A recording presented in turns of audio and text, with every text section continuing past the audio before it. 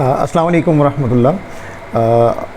Alchemist channel में आपको welcome करते हैं और बिज़नेस आइडियाज़ में नेक्स्ट जो हाईली प्रोडक्टिव बिज़नेस आइडिया है वो इंसेक्ट किलर का है।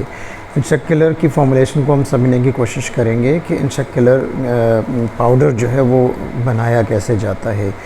और इसमें ये है कि बनाना बहुत आसान है, लेकिन आपसे दरख्वास्त है कि वीडियो आप एंड तक देखिएगा, क्योंकि हम इसमें जो हमने कंपोनेंट्स यूज़ करने हैं, जो इंग्रेडिएंट्स यूज़ करने हैं, उनको एक्सप्लेन भी करेंगे, उनको मोड ऑफ़ एक्शन भी एक्सप्लेन करेंगे। आप पूरी डिटेल पूरा पैकेज देखेंगे, एंड तक देखेंगे तो आपको ये समझ आएगी कि बेसिकली ये काम कैसे करता है और ये चीज़ें इसके अंदर जो इस्तेमाल होती हैं उनकी कौन कौन सी टाइप्स होती हैं और हमने कौन सी टाइप्स वाले प्रोडक्ट्स जो हैं वो हमने इसमें इस्तेमाल करते हैं। तो अब हम इंशाल्लाह अपने इस डेमोन्स्ट्रेशन की तरफ प्रोसीड करते हैं।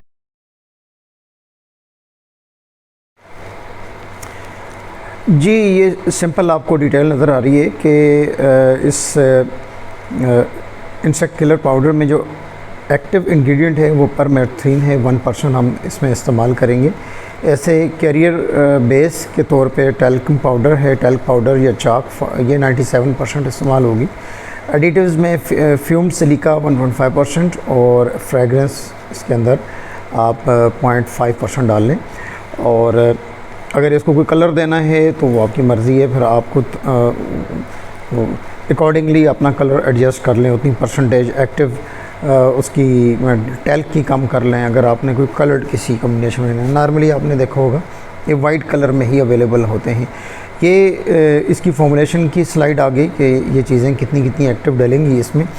अब हम ये देखना चाह रहे हैं कि परमेथ्रिन है क्या चीज़। Permethrin basically is a synthetic pyrethroid, a chemical version of naturally occurring pyrethrins which are derived from the chrysanthemum flowers. Chrysanthemum जो गुलेदाउदी जिसको कहा जाता है, उसमें से ये नेचुरली एक्सट्रैक्ट किया जाता है, वहाँ से ये बनता है।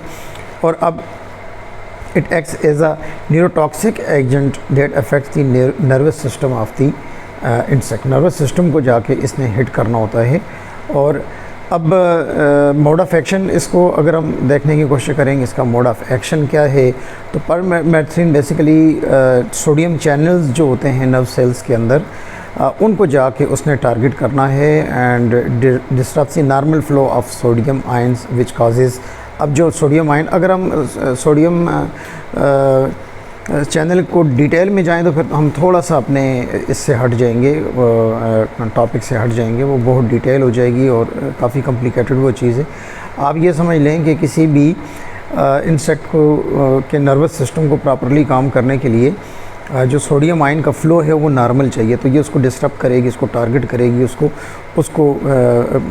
रोक देगी। उससे क्या होगा, पैरालिसिस हो सकता है, लॉस ऑफ कोऑर्डिनेशन, और अल्टीमेटली इवेंचुअली इंसेक्ट की डेथ हो सकती है। और ये विद इन मिनट्स ये वाला जो फिनोमिना है ये स्टार्ट हो जाता है इसके अंदर।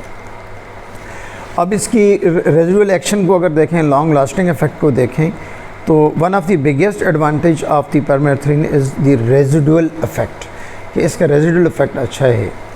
मतलब क्या, once the powder is applied, any insect that come in contact with the treated surface और the next few days will also be affected and die.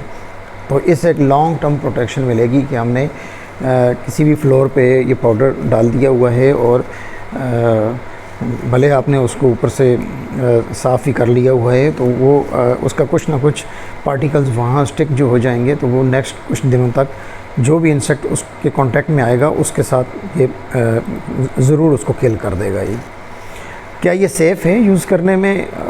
इसकी टॉक्सिसिटी कितनी है? ये लो टॉक्सिक है, लो टॉक्सिसिटी फॉर ह्यूमंस, और अगर उसको ठीक करेक्टली इस्तेमाल किया जाए।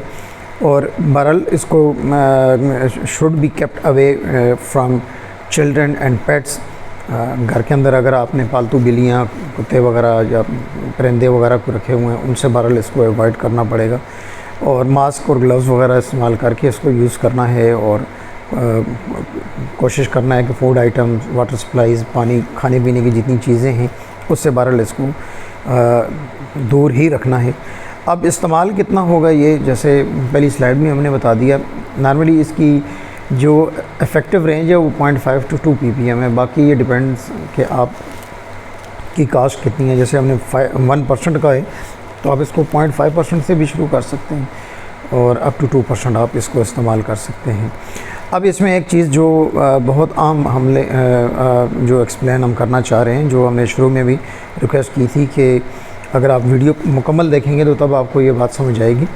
परमेथ्रिन 25-75 आइसोमर, अब जो मार्केट से आपने पता करना है तो आपने 25:75 आइसोमर इसका पता करना है। नॉर्मली जो आम मार्केट्स में अवेलेबल है वो इस ही रेंज में अवेलेबल होती है।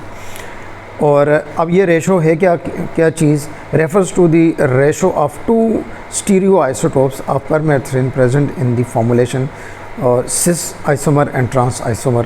तो इसको भी ज़रा डिटेल में हम नहीं जाते कि हम केमिस्ट्री के इन डेप्थ में चले जाएंगे। वो केमिस्ट्री के स्टूडेंट्स जिन्होंने ऑर्गेनिक केमिस्ट्री और स्टीरियो केमिस्ट्री स्पेशली अगर पढ़ी हुई हो, तो सिस आइसोमर्स ये होते हैं कि किसी भी बेंजीन रिंग के एक साइड पे कोई फंक्शनल ग्रुप हों दोनों, तो वो सिस आइसोमर कहलाते हैं। और ट्रांस में ये होता है कि एक फंक्शनल ग्रुप एक तरफ होता है और एक फंक्शनल ग्रुप दूसरी तरफ होता है, तो वो ट्रांस आइसोमर्स कहलाते हैं। तो ये इतना डिटेल में हमें इसको भी अवॉइड किया हमने कि हम केमिस्ट्री के स्टूडेंट्स सिस एंड ट्रांस से उनको समझ आ जाएगी। और जिनको अगर केमिस्ट्री की ज़्यादा हवा नो नहीं है तो वो ये समझ लें कि ये जो हम ब्लेंड रिकमेंड कर रहे हैं वो बेसिकली मार्केट में जो अवेलेबल है उसमें सिस ट्रांस दोनों होते हैं, यानी 25% एक चीज़ होगी, 75% एक चीज़ होगी। यही ये स्लाइड में हमने एक्सप्लेन किया हुआ है। Permethrin is the synthetic, basically अब इसकी आइसोमर्स को हम समझने की कोशिश कर रहे हैं। Permethrin is the synthetic pyrethroid that exist in 4 stereo isomeric form but and often group into cis and trans isomers for simplicity. 4 होते हैं, उनको हम दो में तकसीम कर लेते हैं। These isomers have same chemical formula but different dimensional arrangement जैसे हमने बता दिया सिस और ट्रांस के उसके फंक्शनल ग्रुप्स की अरेंजमेंट के हिसाब से इसकी एफिकेसी, इसकी एफिशिएंसी चेंज हो जाती है। Cis isomers are biologically more active और इंसेक्ट किलिंग में ज़्यादा इस्तेमाल होते हैं। ट्रांस जो होते हैं वो are less active but easier to produce and more stable. तो उस वजह से इन दोनों का ब्लेंड जो है वो हम इसके अंदर यूज़ करते हैं। अब 25% सिस आइसोमर अवेलेबल होगा जो हम रिकमेंड कर रहे हैं आपको परमेथ्रिन, और 75% ट्रांस आइसोमर होगा। So in 25 to 75% ratio permethrin formulations, only 25% of the permethrin content is more potent to cis isomer. तो हम ज़्यादा जो पोटेंट होता है, जो ज़्यादा जिसकी इसके अंदर फंक्शन ज़्यादा है वो सिस का होता है, लेकिन वो चूँकि कास्ट में काफ़ी ज़्यादा होता है तो उसके साथ 75% का ब्लेंड ट्रांस आइसोमर का होता है। This type of formulation is less expensive, commonly used in the household insecticide where extremely potency is not required. अब नेक्स्ट स्लाइड में हम इसको मज़ीद भी देख लेते हैं कि अदर आइसोमर्स जो होते हैं वो कौन से होते हैं। 40-60 वाला भी होता है, वो एग्रीकल्चर फार्मूलेशंस में आप जो स्प्रे यूज़ होते हैं उनमें इस्तेमाल किया जाता है। एंड 50-50 और 80-20 ये 2 और भी हो सकते हैं। ये बहुत कॉस्टली होते हैं, ये स्पेसिफाइड किसी प्रोडक्ट्स में। अब इसको समराइज़ कर लेते हैं कि permethrin 25-75 means permethrin formulation contains 25% of the more active cis isomer and 75% of the less active trans isomer. This affects the potency, cost, application of the insecticide. तो ये चीज़ हमारी हमने सम अप कर ली हुई है। अब नेक्स्ट हम देख रहे हैं कि कैरियर पाउडर कौन सा इस्तेमाल होना है, 97%। और कैरियर पाउडर बेसिकली है क्या चीज़? A carrier is an inert non reactive substance used to dilute, stabilize or distribute the active insecticide ingredient uniformly through the formulations। लाज़िम बात है, अब परमेथ्रिन तो बहुत कॉस्टली चीज़ है ना, तो उसमें उसका सरफेस एरिया बढ़ाने के लिए उसके अंदर हमने कोई लो कॉस्ट कोई फिलिंग एजेंट टाइप कोई हमने इस्तेमाल करना है। वो इसमें 97% एक्टिव इंग्रेडिएंट को डिस्पर्स फॉर्म में रखने के लिए, उसकी एप्लीकेशन को इजी करने के लिए। अब टेल्क पाउडर या चाक पाउडर में अब अगर टेल्क हमने यूज़ करना है तो वो मैग्नीशियम सिलिकेट है, आप उसका फार्मूला राइट साइड पे देख सकते हैं। ये केमिकली इनर्ट होते हैं और कोई इसका एक्टिव इंग्रेडिएंट के साथ फंक्शन नहीं होता किलिंग में। और या आपने अगर चाक इस्तेमाल करना है तो वो चाक बेसिकली आप देख सकते हैं कि वो कैल्शियम कार्बोनेट है, वो आप वो भी इसमें इस्तेमाल कर सकते हैं। और इनके fine particle size, both powders have very fine smooth particles which allow easy and uniform spreading and dispersion on the surface के सरफेस के अंदर, क्रीवाइसेस के अंदर जो क्रैक्स वगैरह होते हैं सरफेस में, उसके अंदर तक ये पाउडर पेनिट्रेट कर जाएगा सो दैट के जो इंसेक्ट्स हाइड आउट में हों वो भी इसके अंदर आराम से किल हो जाएं। फ्लोबिलिटी इनकी अच्छी है, डाइल्यूशन ऑफ एक्टिव इंग्रेडिएंट और एब्जॉर्प्शन ऑफ द मॉइस्चर, ये तीन फंक्शन इस जो फिलर है, हम जो चाक इस्तेमाल करते हैं या टैल्क पाउडर इस्तेमाल करते हैं, तो उसमें हम ये देख लेते हैं कि फ़्लो और हैंडलिंग इसकी बहुत इजी है और एप्लीकेशन, स्टोरेज, पैकेजिंग जो है इस पाउडर की वजह से इस प्रोडक्ट की इजी हो जाती है। और dilution of the active ingredients are often very potent in small amount. Talc और chalk help dilute them safe and effective concentration.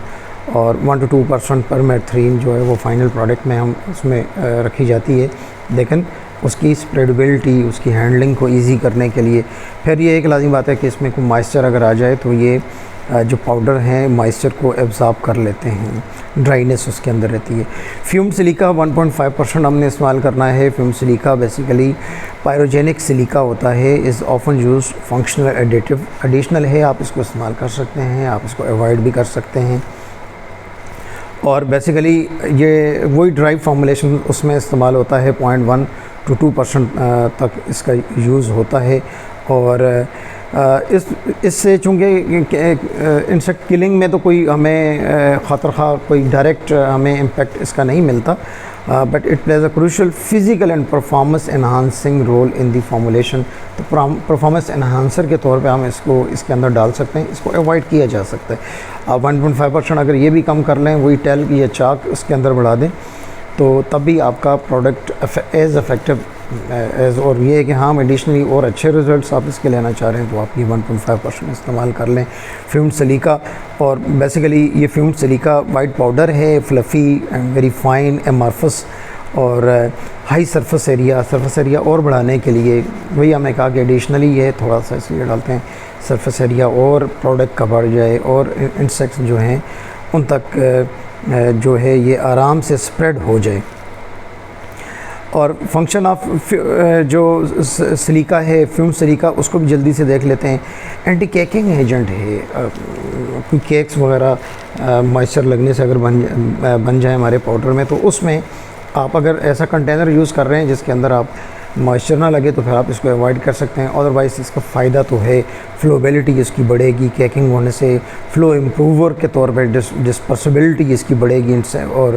और ऐसे ही suspension, stabiliser and liquid formulation, अगर लिक्विड फार्मूलेशन में आप इसको इस्तेमाल करते हैं तो वो एक अच्छा सस्पेंशन स्टेबलाइज़र के तौर पे आएगा, यानी कि फेस सेपरेशन उसमें नहीं होगी। और वही इन्हांसेस दी कॉन्टैक्ट एक्शन बढ़ेगा, जैसे हमने कहा कि सरफेस एरिया बढ़ेगा तो कॉन्टैक्ट एक्शन जो है वो बढ़ेगा। एफिशिएंसी जो एक्टिव प्रोडक्ट की है उससे इंक्रीज़ होगी। फ्रेगरेंस तो आप अपनी मर्ज़ी की इसमें इस्तेमाल कर लें, नहीं इस्तेमाल करना चाहते दैट्स नो प्रॉब्लम, इस्तेमाल करना चाहें तो 0.5% फ्रेगरेंस आपने इस्तेमाल करनी है, जो इससे ये का प्रोडक्ट यूज़र फ्रेंडली हो जाता है। और लेकिन इससे ओवरऑल उसकी एफिशिएंसी में कोई फ़र्क नहीं पड़ता। अगर आप ये डालेंगे तब भी कोई एफिशिएंसी में फ़र्क नहीं पड़ेगा, नहीं डालेंगे तब भी कोई नहीं पड़ेगा। ये सिर्फ यूज़र फ्रेंडली बनाने के लिए हमने ये फ्रेगरेंस इसके अंदर देनी होती है। तो ये सारी डिटेल अब आपके सामने आ गई कि कौन कौन से हमने एक्टिव इंग्रेडिएंट इसमें इस्तेमाल किए, फिलर के तौर पे कौन सा किया, एडिटिव के तौर पे कौन सी चीज़ इसके अंदर हमने इस्तेमाल की। आप इसका अगर बिज़नेस करना चाहें तो बड़े आराम से ये बिज़नेस किया जा सकता है, अपनी पैकेजिंग में इसको करें। और बिल्कुल ये ज़रूरत है, यानी हर घर की ज़रूरत है। आप हाउस होल्ड प्रोडक्ट्स में कितने पाउडर्स हैं ऐसे इंसेक्टिसाइड के तौर पे जो बाज़ार से हम ख़रीद के लाते हैं। हम ये एक बहुत अच्छा वैल्यूएबल बिज़नेस आइडिया है। तो अल्लाह से दुआ है कि अल्लाह पाक आसानी वाला मामला फ़रमाएँ और आसानियाँ तकसीम करने की तौफ़ीक अता फ़रमाएँ। अपनी अलखमैस को इजाज़त दीजिए, फिर हाज़िर खिदमत होंगी किसी और प्रोडक्टिव बिज़नेस आइडिया के साथ। अस्सलाम वालेकुम व रहमतुल्लाह।